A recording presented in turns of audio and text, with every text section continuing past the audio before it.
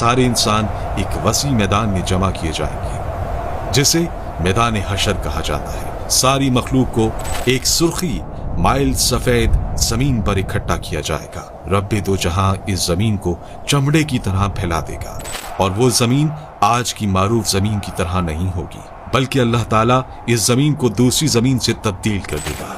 आसमान को भी इसी तरह तब्दील कर दिया जाएगा। ये मैदान इतना बड़ा होगा कि तमाम इंसानियत इसमें समा जाएगी। ये मैदान बिल्कुल हमवार होगा, कोई पहाड़, कोई गढ़ा, कोई बुलंदी नहीं। क़यामत के दिन हर मरहला पिछले से ज्यादा हैबतनाक और खौफनाक होगा। इसके बाद सूरज सर के ऊपर आ जाएगा।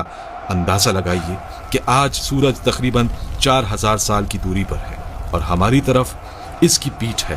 क़यामत के दिन सूरज सिर्फ 1 मील के फासले पर होगा और इसका मुंह हमारी तरफ होगा। क्या हाल होगा।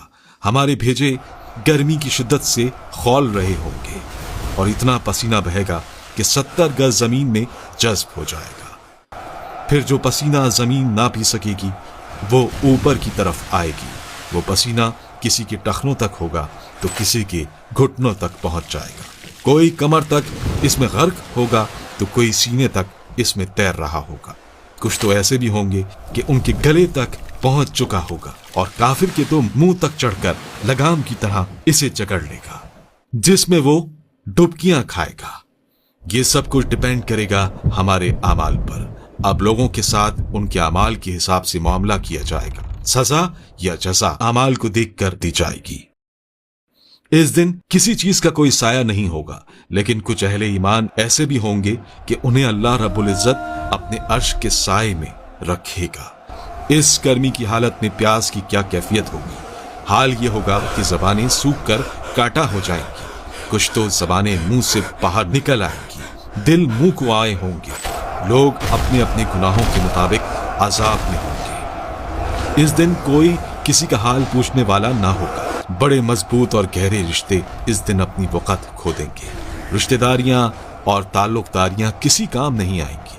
यहाँ तक कि सगे रिश्तेदार जो दुनिया में एक दूसरे को देखकर जीते थे, इस दिन एक दूसरे से जान छुड़ाएंगे।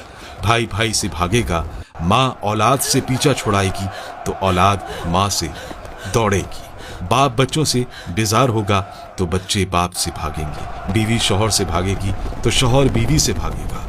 आखिरकार कोई किसी की मदद करने को तैयार ना होगा।